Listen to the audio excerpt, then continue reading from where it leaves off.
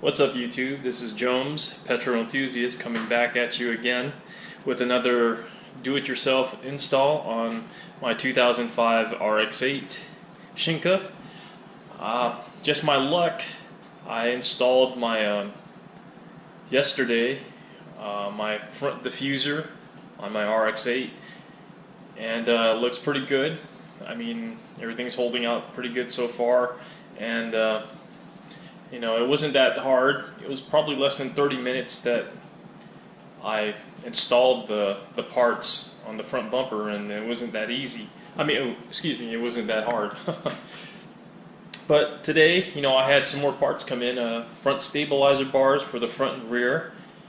As you can see here, I got them off eBay, and I'm not too big on the color, bright orange, but I'll save that on a later day to paint them. But they're in, and that's what I'm going to be doing today for the installation on my RX8.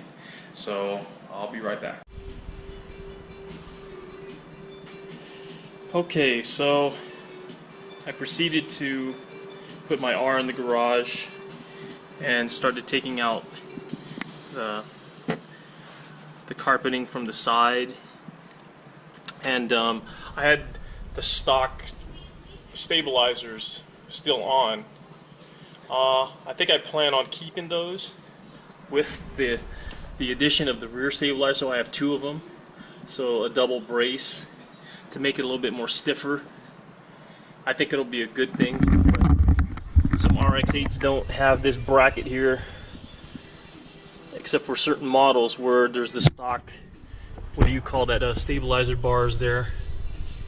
And for me to install the rear aftermarket stabilizer, there's two 14mm bolts, one here and one there, and then there's another one here and another one on that side. Sorry if it's kind of dark. I tried to put like some lighting and open up the middle over here a little bit to brighten it up a little, but it wasn't too bad. So the aftermarket rear stabilizer had these two bolts that were connected here to here. You see the markers here. Well, they'll kind of fit in and slot in. I kind of separated. This is the driver's side, passenger side, and then here's the aftermarket stabilizers, the front, and then the rear. And the tools you're going to need is like a really long ratchet, and then a small one. You're going to need a 9/16 and a 14. For some reason, there are two different types of bolts back there, but oh well, I guess that's just the way they made it. And then my picker to pick those the pins, the plastic pins out in the back. There was only one. I guess my model didn't have that because they had the stabilizer, the factory stabilizer holding in the carpet. So, and I forgot I had a spare tire. You know, a lot of cars don't have these no more. Look at that. It's a little donut colored yellow, and my model had the fix-a-flat system. I never used this or opened it, but you know, I guess it fixes flats using the cigarette lighter as the power source, which is pretty cool. It's kind of nostalgic to have, or just to have it, you know, for. I'll just keep that there for now. So I'm gonna go proceed on taking these bolts out. These 4 bolts that are 2 on the driver's side and then 2 over here on the passenger side.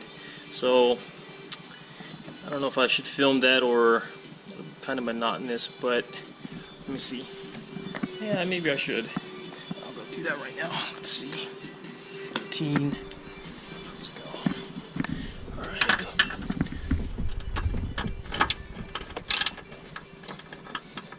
Oh, all right, got it. All right. funny, they're loose already. That's not good. That's not too bad. I broke that one.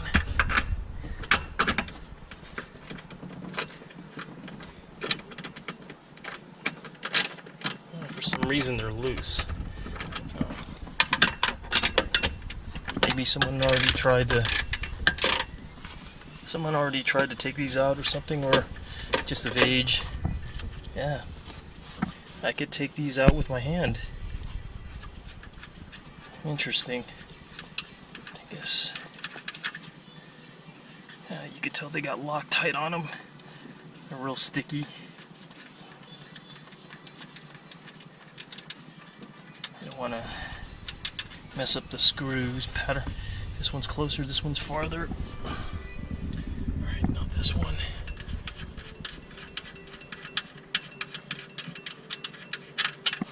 Alright, now the far one.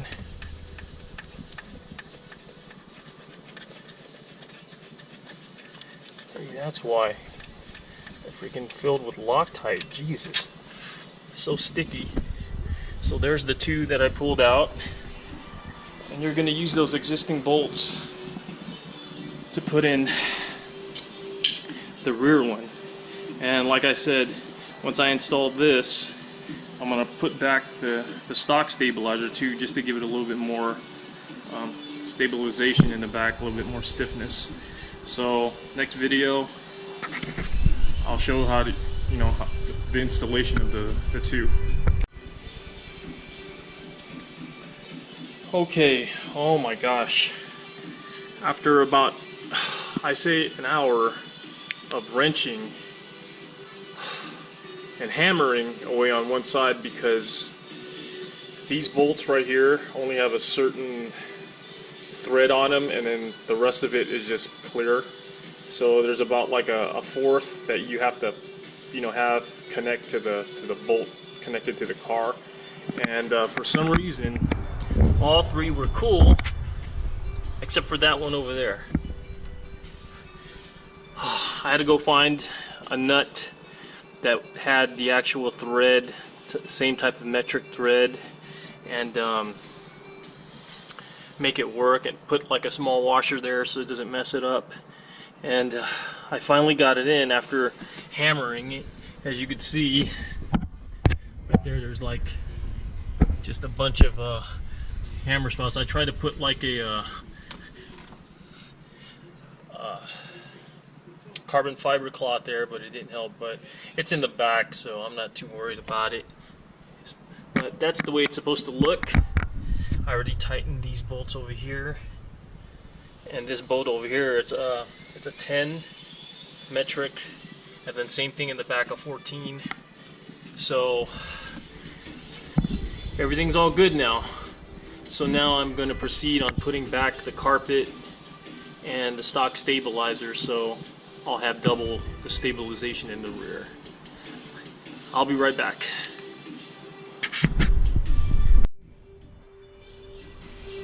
Okay, I finally got everything reinstalled.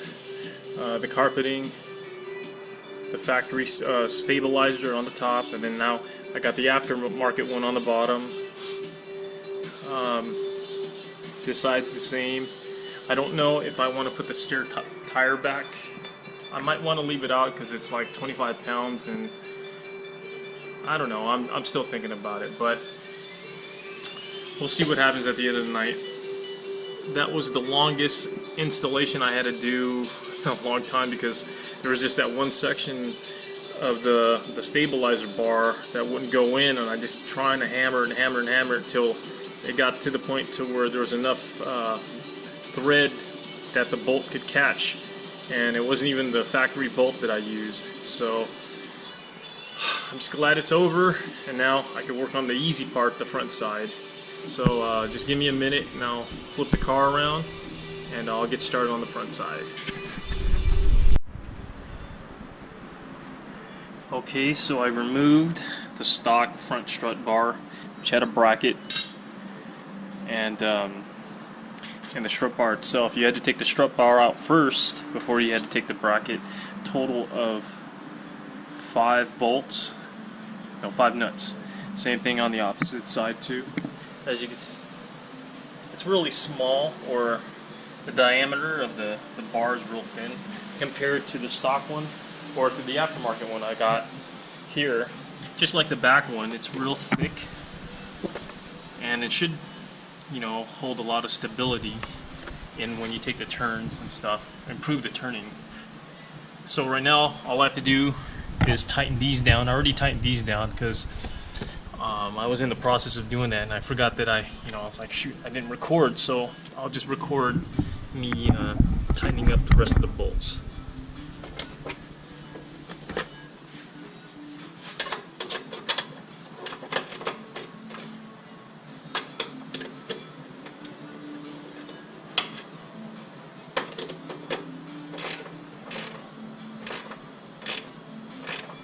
Make sure you got these nice and tight. I'm going to do the other side.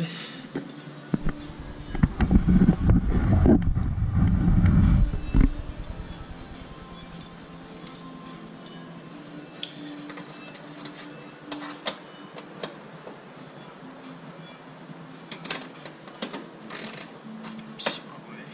Let's get those two confused.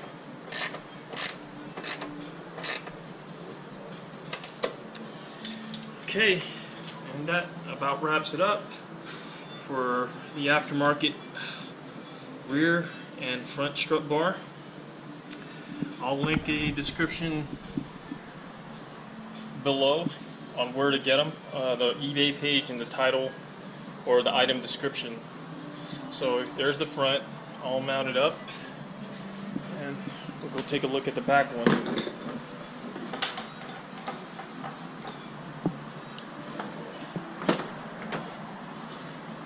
Pop open the hood real quick, or the trunk.